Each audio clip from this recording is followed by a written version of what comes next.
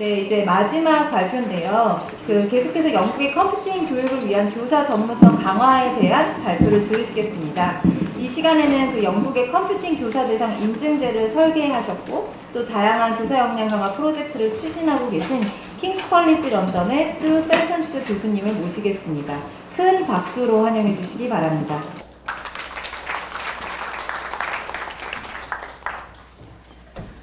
Good afternoon, and well done for getting to the end of the presentations. Got the privilege of being last, so hopefully you had some coffee or something during the break. So I'm going to talk a little bit about teacher research is my main topic, but I'm going to cover some of the other points that Yvonne said I was going to cover. My background is that I was a teacher. I joined computing at school in 2009 as a teacher, met my best professional friends who still are my best professional friends through computing at school and the ethos of sharing and working together. And then I became a teacher trainer, and now I work for CAS and for King's College London training teachers. So I'm very interested in the research in computer science education. I'm going to talk today about 4 things.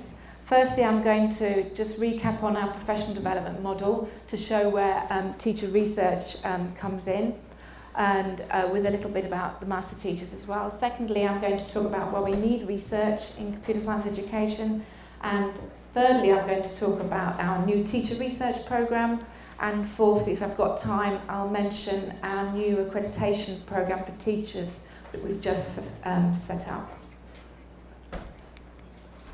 So, to recap from the last 3 presentations that you've just heard, we started in this kind of place where we just had 5 people in computing at school, and we wanted to have computing in the curriculum, and we were involved in advocacy.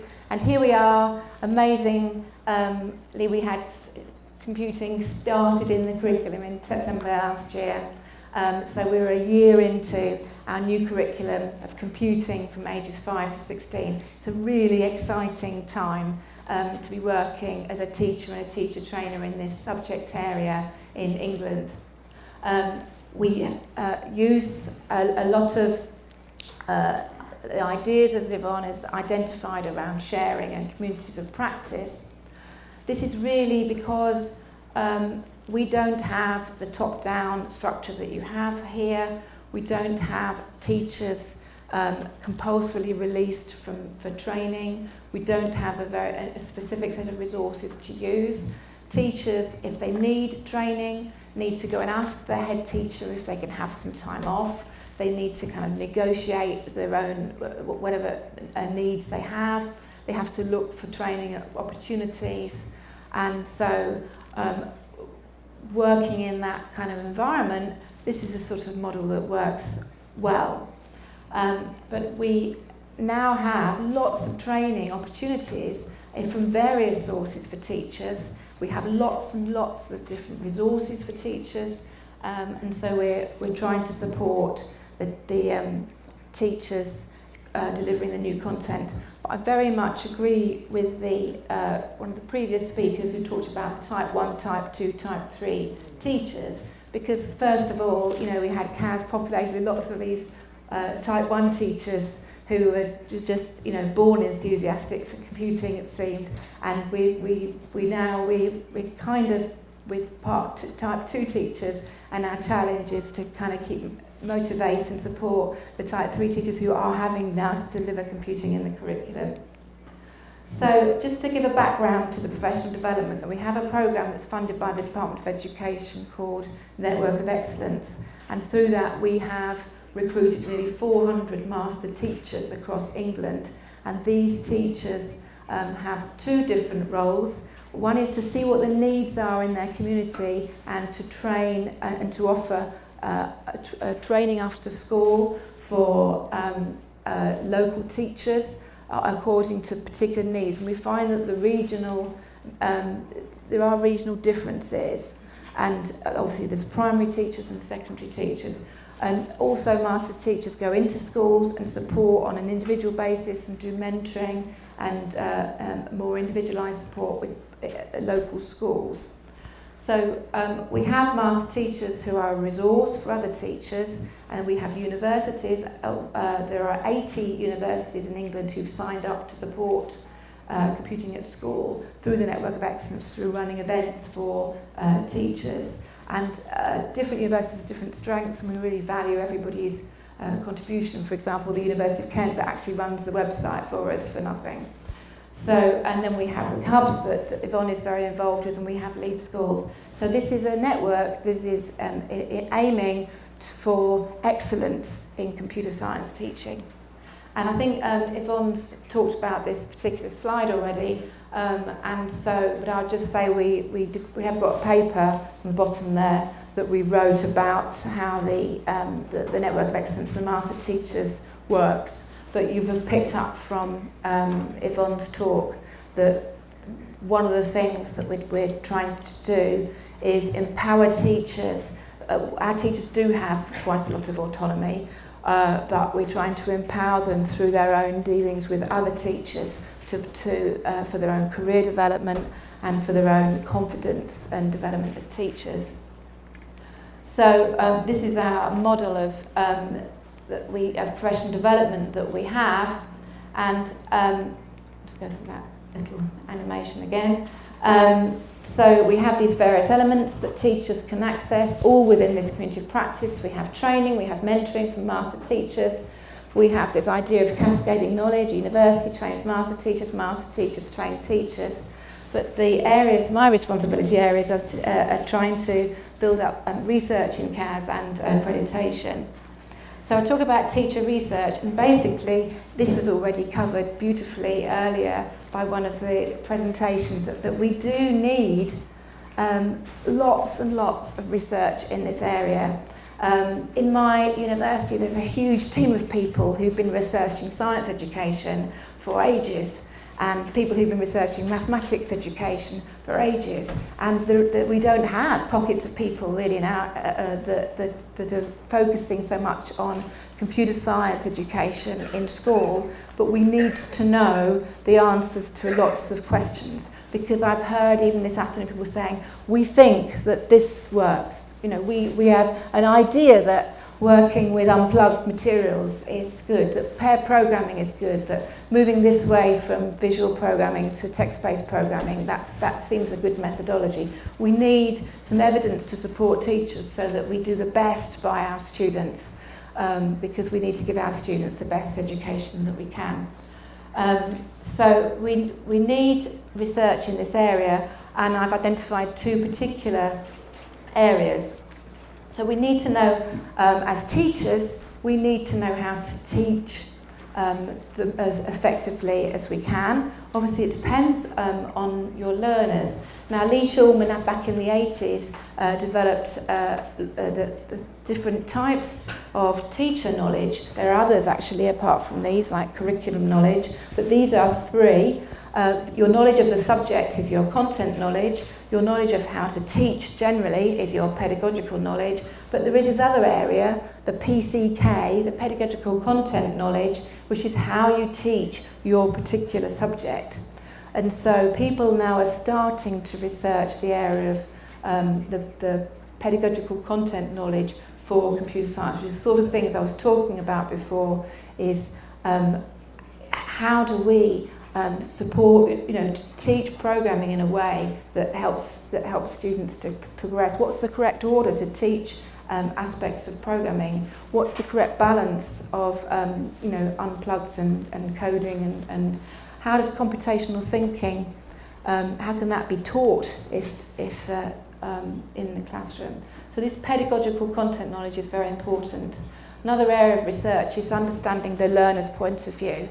So what are the facilitators, what supports learning, what keeps motivation, what concepts are difficult to understand, and what are the barriers to learning? How do we overcome students struggling with the resilience that you need to learn from your mistakes when you're teaching programming? What age and stage do we need? In good faith, we have put computing into the curriculum from age 5 without a body of research saying that computing should be in the curriculum from age 5. So we should be doing research to find out what different age groups can cognitively cope with and which concepts. And I've recently been involved in a research group on this topic, on the different concepts and at what stage they should be introduced. And then other areas that we need to look into, and then issues of, we have a gender issue in UK about trying to encourage girls, and other diversity issues, motivating, and lots of different issues to look into. So I run a certificate, and the teachers for the certificate have a classroom investigation to do, and I came up with this great big long list of questions to help them have an idea for their investigation project, just as an illustration that there are so many things that a teacher in their classroom investigating some of these things could be looking into. So, for example, you know, how could students best move from learning visual programming to textual programming? Do unplugged approaches secure understanding better than on the computer approaches? I'm quite interested in whether particular strategies for teaching computing support literacy, where we have issues with weak literacy in our curriculum.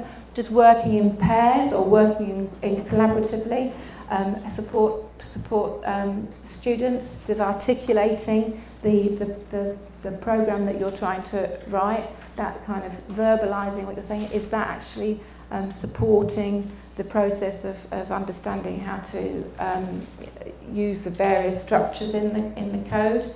How does computing work with other subjects? So there are lots of things to be looking into, as well as the big kind of policy and curriculum issues. And we are starting to get research done on this. So I think that the people that are best placed to be actually conducting and working in the area of research in classrooms are teachers themselves, and not people parachuted into classrooms with white coats on. So we want to be able to support teachers who want to get engaged with research. And there are a lot of benefits to this, as identified by this quote, which says that action research enables teachers to reflect on their practice to improve it, become more autonomous in their professional judgment. And I love this, develop a more energetic and dynamic environment for teaching and learning. So the research activities may not add to the great body of solid research that we have, but they are a part of professional development for teachers, for some teachers, to support them in their classroom practice. However, we know teachers are completely overworked. They have a very high workload. They don't have very much time to be quietly investigating something in the background. They don't have the research skills. In our country, they don't really have access to the libraries and facilities that they might need to do this. So a teacher trying to undertake a research project on their own is going to be difficult. So we need to move to a model where teachers are supported by academics who can help them investigate areas of the curriculum. So we're starting a new project. This is our latest thing with Computing at School, using a model where teachers work on a similar or the same project with a particular academic, and they share in the design of their project. They gather their data and they look at it collectively. So we get, rather than an individual small-scale project, we get a kind of medium-scale set of data because we've tried something in 5 or 6 schools. So we're also going to got a little bit of funding to provide some training for teachers in the research methods that they will need, and then we have a lot of university academics in Computing at School who are interested in supporting teachers. So we will be using some of our volunteer academics to support this project. And then it's important that teachers are involved in the writing up and the output of what they've been involved in, even if it was a very tiny thing that they've managed to do, because that's good career development, enables you to show your head teacher what you're able to do. It increases your public profile if you put a poster in a conference or an article in a magazine. And we have a very good magazine already that we could encourage teachers to be involved in contributing articles to. So this is our new project, and we've got people, we're just starting it, and that will run for the next year. So maybe I'll come back next year and tell you how it went. But the teachers are interested in it for various reasons, and they can see that that maybe that PhD is way beyond them at the moment, but this is something that is small that they could get involved with lots of support.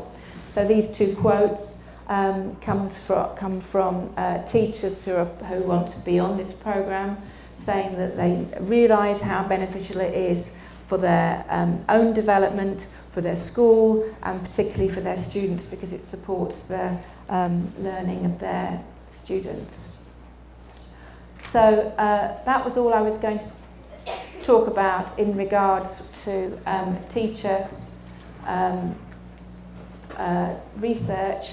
I don't know if I've got time just to quickly, I can see my time is up because I can see. If I've got very quickly, I'll just show you that also the last part of our model is accreditation. And now this is not a mandatory qualification for teachers, it's an optional certification that we've developed in response to the need of teachers who've said, look, I've undertaken hours and hours of training with master teachers at the universities. I'm now teaching computing effectively. I didn't qualify as a computing teacher. I actually qualified as an ICT teacher, and I would like some professional accreditation for what I've achieved. And so in order to gain this accreditation, which is certified by BCS, it's called the BCS Certificate in Computer Science Teaching, you have to carry out at least 20 hours of training and reflect on them from anywhere according to your own needs. You have to be able to complete a programming project, and you have to carry out a classroom investigation. And you are allocated to an e-assessor who's a university academic who looks at your programming project and gives you lots of formative feedback, because a lot of teachers in our situation have attended lots of training courses on Python, whatever, and then actually when it comes to writing their own program, this is a major problem, and so this gives them a little bit of support in actually writing an actual program. So I've got a little bit more on that link, which is rather long, some more information about CAS research activities. We've also put a research stream into our teachers conference recently. And there are lots of conferences around now for computer science education. There's one there if you're interested. And that's me. Thank you very much. 네, 컴퓨팅 교사 전문성 강화를 발표해 주신 Sentance 교수님께 진심으로 감사드립니다.